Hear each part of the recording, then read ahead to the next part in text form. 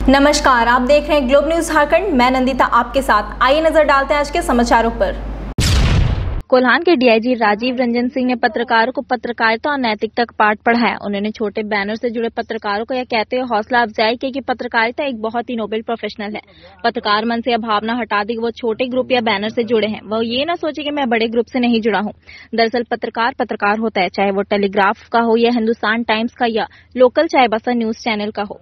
श्री सिंह आदित्यपुर स्थित auto cluster में पत्रकारों के संगठन AISM के बैनर तले आयोजित कोरोना योद्धाओं के सम्मान समारोह कार्यक्रम में बतौर मुख्य अतिथि बोल रहे थे। कार्यक्रम को सरायकेला खरसा जिला के आरक्षी अधीक्षक मोहम्मद अर्शी ने भी बतौर विशिष्ट अतिथि संबोधित किया। दवाई नहीं तब तक ढिलाई नहीं, क्योंकि वैक्सीन अभी हम लोगों के पास आया नहीं है, जल्द आने वाली है। लेकिन फिर भी इस वैश्विक महामारी में, जैसा हम लोग सभी जानते हैं कि लगभग 100 साल के बाद इस तरह की बीमारी आई, इस तरह का वायरस आया जिसका कोई इलाज नहीं था। अब याद कीजिए, अप्रैल के महीने का डर का वो माहौल, रोड पर पुलिस का सख्त पहरा, टीवी मीडिया में 24 घंटे कोरोना की बातें। लग रहा था एक समय की शायद पता नहीं इंसानियत का क्या होगा।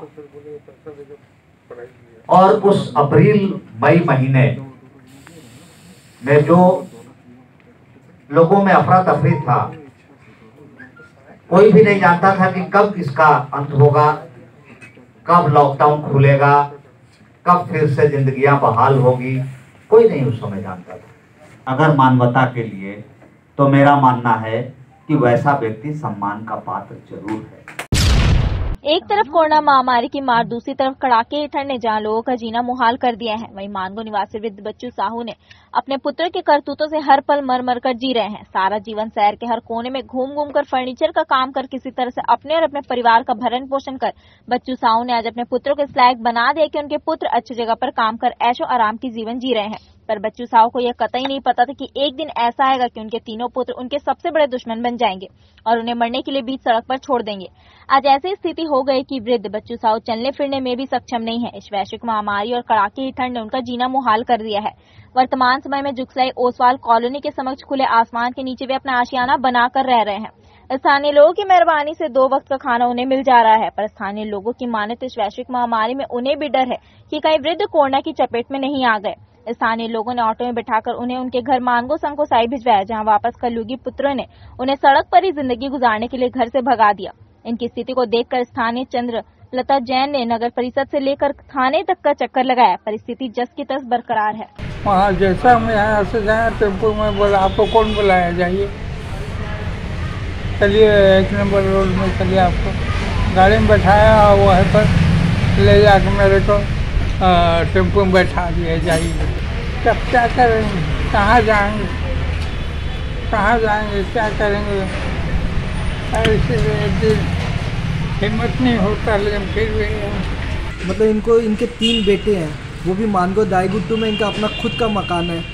फिर भी इनके बेटे रख रहे नहीं है। 15 दिन से इनको सांस लेने में तकलीफ हो रहा है। ये कोरोना के कारण हम लोग भी ज़्यादा संपर्क में नहीं आ रहे, थोड़ा दूर डिस्टेंस बना के इनसे बातचीत कर रहे हैं। लेकिन फिर भी इनको नहलाने का मतलब ये सप्ताह में 2-3 दिन में हम लोग गर्म पानी डाल के इनको नहलवा रहे हैं और सामने डॉक्टर से इनका चेकअप कर। इनको ये वृद्धावस्था में अब इनके हालत बहुत ख़राब हो गया, तो इसके कारण क्या ना, बेटे इनको घर में रखना ही नहीं चाहते हैं और इनको हम लोगों ने टेम्पू करके यहाँ से भेजा इनके घर पे। लेकिन उसके बाद भी इनको घर से फिर वापस निकाल के वापस यहाँ भेज दिया गया। फिर हम थाना वालों को भी बुलाए, तो भी मैंने घर भिजवाया, तो भी वापस से भेज दिया। मैंने घर में रखने नहीं चाह रहे।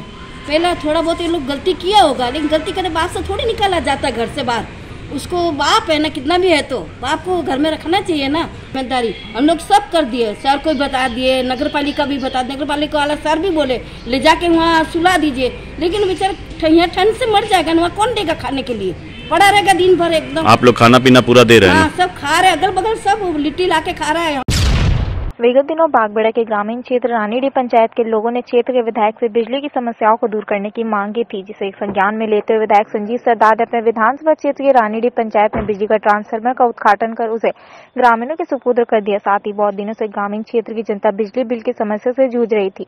अनाप शनाप बिजली के बिल से ग्रामीणों में डर का माहौल कायम था, जिसे देखते हुए विधायक संजीव सरदार ने एक जन चौपाल लगाया, जहाँ विधायक के समक्ष ग्रामीणों ने अपनी समस्या को रखा। वहीं विधायक संजीव सरदार ने बिजली विभाग के अधिकारियों से बात कर जल्द से जल्द उनकी समस्याओं को दूर करने का आश्वासन दिया। हम लोग का समस्या है कि घर में बिजली बिल बहुत ज़्यादा आ गया है। उसके बाद है कि हम लोग का खंबा नहीं है, बहुत दूर से हम लोग को तार खींचना पड़ता है। उसके बाद फिर हम लोग का ड्रेन के लिए भी समस्या है। उसके बाद हम लोग का पेंशन के लिए बहुत समस्या है। आप लोग विधायक जी से इस पे बात की? हम लोग विधायक जी से बात किए हैं और विधायक जी ने आश्वासन दिया है। बिल भी तो बहुत बकाया है, तो आज चप्पल लगा के उसका भी हम लोग को निराकरण किए कि अगला बिजली विभाग के लोग आएंगे और उस क्षेत्र में जनता को पहले अवगत करवाएंगे, सूचना देंगे और सूचना दे के आके यहाँ बैठेंगे और बैठ के जितने लोगों को बिजली से संबंधित है और चाहे सरकार और दूसरे विभाग से संबंधित है, उसमें बैठक करके उस समस्या का निवारण करेंगे। जमशेदपुर के जुगसलाई थाना अंतर्गत गर्ल्स स्कूल रोड निवासी व व्यवसायी देवेंद्र चौधरी के घर से चोरों ने 12 लाख रुपए नकद की चोरी कर ली। हालांकि इस संबंध में जुगसलाई पुलिस मामला दर्ज कर जांच पड़ताल में जुट गई है। देवेंद्र चौधरी पेशे से प्रॉपर्टी डीलर का कारोबार करते हैं, जहां नगद पैसों को वो अपने घर के अलमारी में रखे थे और कमरे की चाबी अपने ही घर के दूसरे कमरे में रखे थे। जहाँ शनिवार रात जब वे काम से घर लौटे तो अपने कमरे में प्रवेश किया तो उन्होंने पाया कि कमरे के अलमारी में रखे सारे नगद पैसे गायब है। इस संबंध में उन्होंने जुगसलाई थाने में लिखित शिकायत दर्ज कराई है कि कल मेरे रूम से हम अकेले रहते हैं, ठीक है, और मेरा चाबी एक नीचे रूम में रखा हुआ था, वहाँ से चाबी ले करके मेरे जिस रूम में मैं रहता हूँ वहाँ पे खोल करके सिस्टम से करके लाख रुपए का चोरी होगा और फिर वहीं चाबी को वहीं रख दिया गया। कितने की चोरी हुई है? तकरीबन 12 लाख रुपया का। अच्छा, इतना मोटा अमाउंट घर पर आप रखे हैं, क्या कुछ कारण?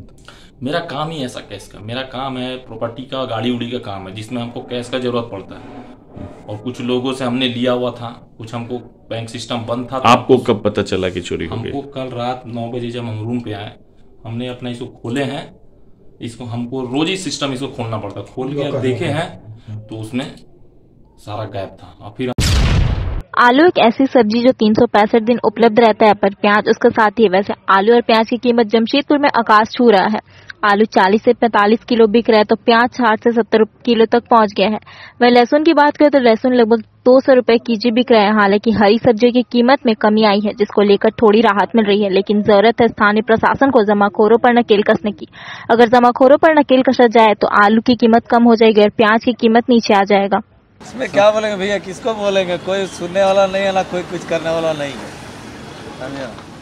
इसमें कुछ नहीं कर सकता आदमी, जिस तरह रो रहा गा रहा चल रहा बस यही है। और मीडियम क्लास आदमी का बहुत मुश्किल हो गया है, 2 टाइम का सब्जी एक ही टाइम खरीदना पड़ रहा है और बहुत दिक्कत से चल रहा है। अभी लॉकडाउन की स्थिति में अभी कहीं से कोई एक पैसा का आमदनी नहीं है। पोटका में अब तक 24,000 से ज्यादा कोरोना की जांच हो चुकी है। वर्तमान में 4 एक्टिव केस है। इन टेस्टों में अब तक 364 कोरोना पॉजिटिव मरीज पाए गए, जिसमें 5 मरीज पोटका के कोरोना का जंग हार चुके हैं। 355 मरीज स्वस्थ होकर लौट चुके हैं। अब पोटका में जितने भी कोरोना के पॉजिटिव मरीज पाए जा रहे हैं, उनका होम आइसोलेशन का इलाज किया जा रहा है। पोटका सामुदायिक स्वास्थ्य केंद्र में तथा कैंप लगाकर स्वास्थ्य विभाग द्वारा विभिन्न पंचायतों में, गाँव में, बाजारों में कोरोना टेस्ट किए, जिसमें अब तक 24,000 से ज्यादा लोगों को कोरोना टेस्ट किया गया। देखा जाए तो काफी हद तक कोरोना पर काबू पाया जा सका है। डॉक्टर मृत्युंजय धावड़िया कहते हैं कि अब भी कोरोना के वापस होने की संभावना प्रबल है। अभी भी सावधानी बरतने की जरूरत है। लोग सोशल डिस्टेंसिंग का पालन करें, मास्क पहने, सैनिटाइजर का प्रयोग करें, जिससे आप इसको पूर्णतः समाप्त कर सकते हैं। और तो रोज जांच हो रहा है। अभी पर डे 200 से 300 के ये पे टेस्ट हो रहा है। मैक्सिमम दिन नेगेटिव आ रहा है, 0-0 करके। कभी कभी एक आध ठो आ जाता है इसमें। तो इस रफ्तार से अगर ये घटेगा तब तो उम्मीद जताया जा रहा है कि धीरे धीरे और कम हो जाएगा। परंतु अभी क्या हुआ कि अभी कुछ पूजा पार्वण गया, कुछ लोग बिहार गया है, दूसरे स्टेट गया है, वो लोग अभी लौट रहे हैं उधर से। तो कुछ स्टेट जो है अभी कोरोना इन्फेक्शन ज़्यादा है, वहाँ से अगर लौटने के बाद देखा जा रहा है कि क्या इसका स्थिति बनेगा उस समय।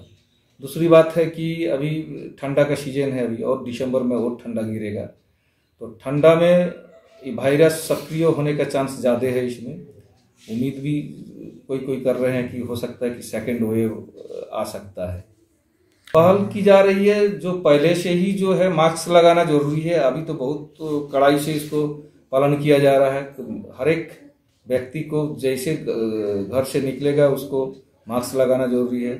सोशल डिस्टेंसिंग का वो मेंटेन करना है, जहाँ तहाँ थूकना नहीं है, कोई गैदरिंग में जाना नहीं है। जैसे कोई भी पूजा त्योहार या कुछ भी गैदरिंग हो रहा है तो कहीं 50 ठो कहीं 100 ठो, उससे। जमशेदपुर की रेड क्रॉस की टीम ने झारखंड में पहली बार आज से शुरू किया स्ट्रीट डॉग अडॉप्शन। इसमें छोटे छोटे स्ट्रीट डॉग के बच्चों को शहर के आम लोगों को दिया है। इनका कहना है कि अब इस ठंड में इनको भी एक घर की जरूरत है। इन सभी को पूरे वैक्सीन के साथ और 1 महीने के भोजन भी आम लोगों को दिया है ताकि किसी को तकलीफ ना हो।